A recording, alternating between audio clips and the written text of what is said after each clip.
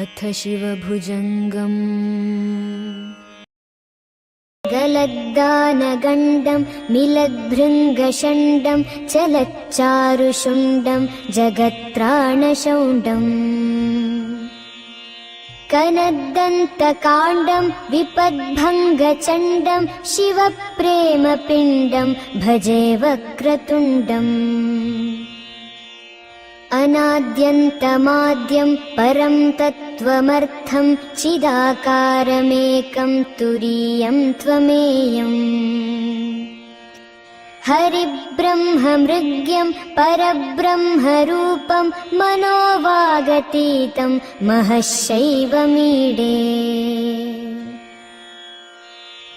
स्वशक्त्यादिशक्त्यन्तसिंहासनस्थं मनोहारि सर्वाङ्गरत्नोरुभूषम्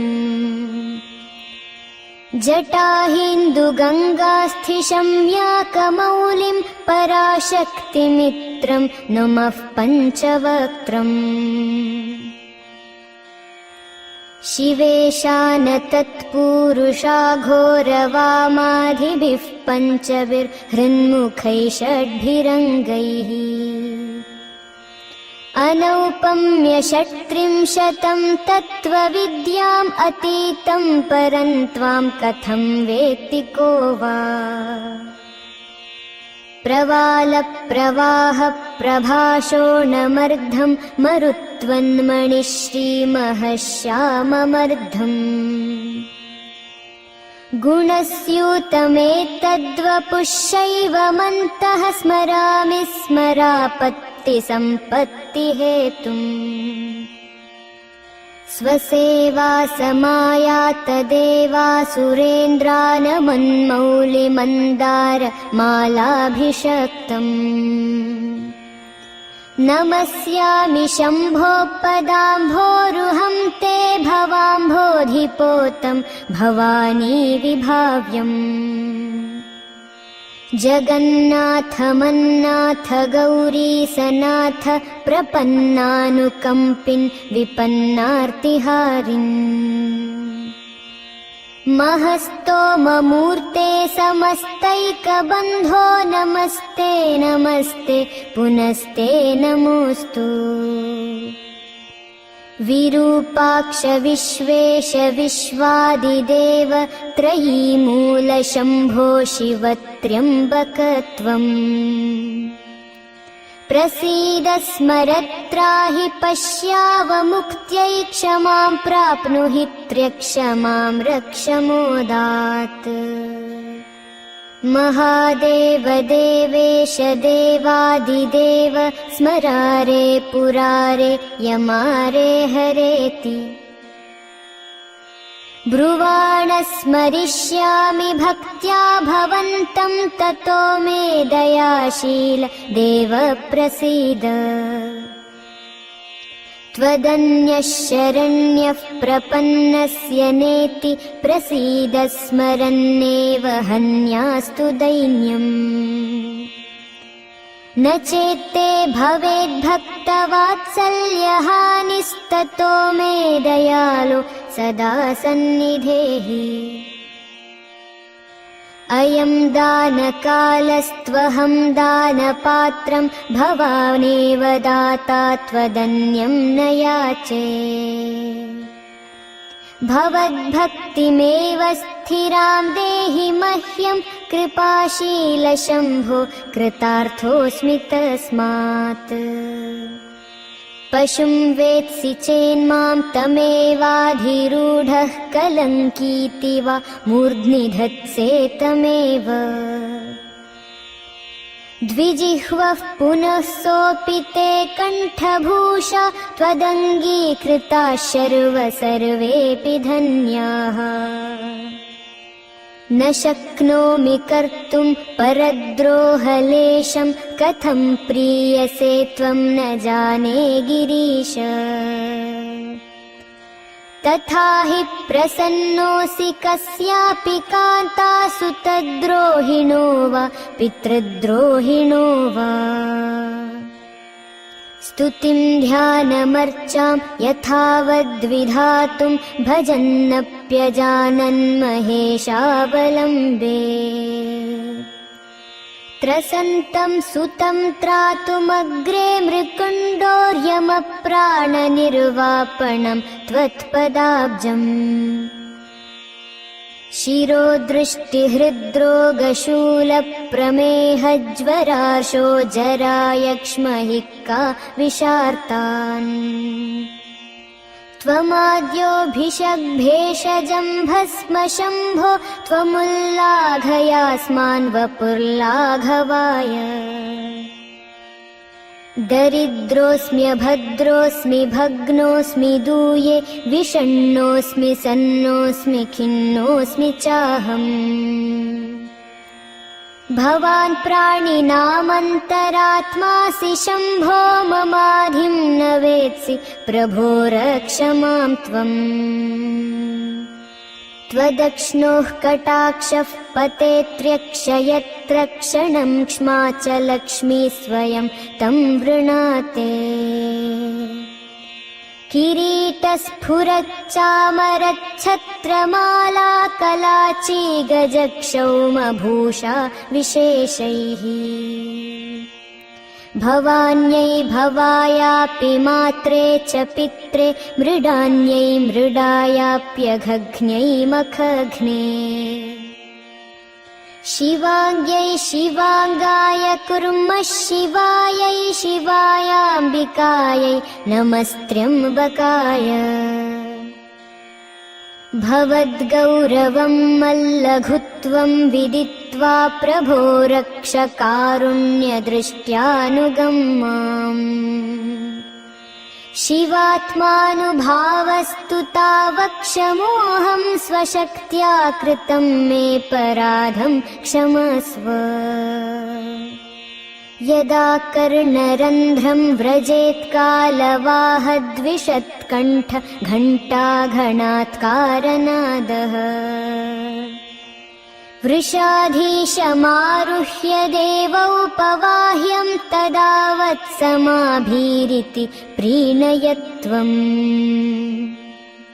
यदा दारुणा भीषणा मे भविष्यन्त्युपान्ते कृतान्तस्य दूताः तदा मन्मनस्त्वत्पदाम्भोरुहस्थं कथं निश्चलं स्यान्नमस्तेऽस्तु शम्भो यदा दुर्निवारौ यथोऽहं शयानो लुठन्निश्वसन्निःसृता व्यक्तवाणिः तदा जह्नुकन्या जलालङ्कृतं ते जटामण्डलं मन्मनो मन्दिरं स्यात् यदा पुत्रमित्रादयो मत्सकाशे रुदन्त्यस्य हा कीदृशीयं दशेति तदा देवदेवेश गौरीश शम्भो नमस्ते शिवायेत्यजस्रं ब्रवाणि यदा पश्यतां मामसौ वेत्ति नास्मान् अयं श्वास एवेति वाचो भवेयुः तदा भूतिभूषं भुजङ्गावनद्धं पुरारे भवन्तं स्फुटं भावयेयम् यदा यातना देहसन्देहवाही भवेदात्मदेहे न मोहो महान् मे तदाकाशशीतांशु सङ्काशमीश स्मरारे वपुस्ते नमस्ते स्मराणि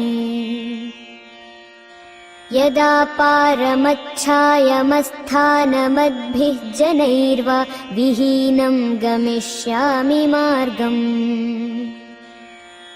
तदा तं निरुन्धन् कृतान्तस्य मार्गं महादेव मह्यं मनोज्ञं प्रयच्छ यदा रौरवादिस्मरन्नेव भीत्या व्रजाम्यत्र मोहं महादेव घोरम् तदा मामहो नाथ कस्तारयिष्यत्यनाथं पराधीनमर्धेन्दुमौले। यदा श्वेतपत्रायतालङ्घ्य शक्तेः कृतान्ताद्भयं भक्तवात्सल्यभावात्। तदा पाहि मां पार्वती वल्लभान्यं न पश्यामि पातारमेतादृशं मे। इदानीं मृतिर्मे भवित्रीत्यहो सन्ततं चिन्तया पीडितोऽस्मि। कथं नाम मा भून्मृतौ भीतिरेषा नमस्ते गतीनां गते नीलकण्ठ। अमर्यादमेवाहमाबालवृद्धं हरन्तं कृतान्तं समीक्ष्यास्मि भीतः। मृतौ तावकाङ्घ्र्यब्जदिव्यप्रसादात् भवानीपते निर्भयोऽहं भवानी। जराजन्मगर्भाधिवासादिदुःखान्यसह्यानि जह्यां जगन्नाथदेव। भवन्तं विना मे गतिर्नैव शम्भो दयालो न जागर्ति किं वा दयाते। शिवायेति शब्दो नमः पूर्व एष स्मरन्मुक्तिकृन्मृत्युहा तत्त्ववाची। महेशानमागान्मनस्तो वचस्तः सदा मह्यमेतत्प्रदानं प्रयच्छ। त्वमप्यम्ब मां पश्य शीतांशुमौलिप्रिये भेषजं त्वं भवव्याधिशान्तौ। बहुक्लेशभाजं पदाम्भोजपोते भवाब्धौ निमग्नं नयस्वाद्यपारम्। अनुद्यल्ललाटाक्षि वह्नि प्ररोहैः अवामस्फुरच्चारुवामोरुशोभैः। अनङ्गभ्रमद्भोगिभूषा विशेषैः अचन्द्रार्धचूडैरलं दैवतैर्नः। अकण्ठे कलङ्कादनङ्गे भुजङ्गात् अपाणौ कपालादफालेन लाक्षात्। अमौलौ शशाङ्कादवामे कलत्रात् अहं देवमन्यं न मन्ये न मन्ये।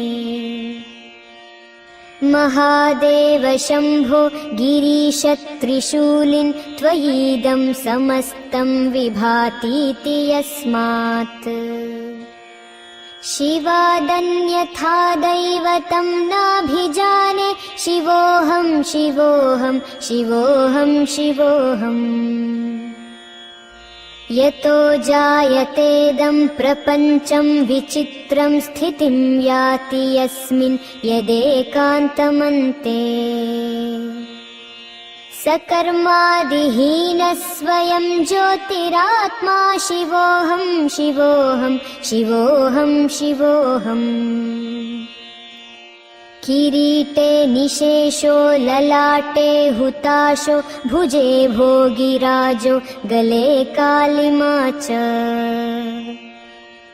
तनौ कामिनी यस्य तत्तुल्यदेवं न जाने न जाने न जाने न जाने।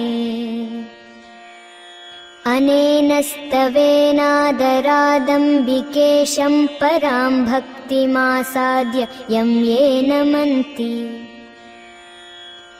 मृतौ निर्भयास्ते जनास्तं भजन्ते हृदम्भोजमध्ये सदासीनमीशम्। भुजङ्गप्रिया कल्पशम्भो मयैवं भुजङ्गप्रयातेन वृत्तेन क्लृप्तम्। नरस्तोत्रमेतत् पठित्वोरुभक्त्या सुपुत्रायुरारोग्यमैश्वर्यमेति सुपुत्रायुरारोग्यमैश्वर्यमेति।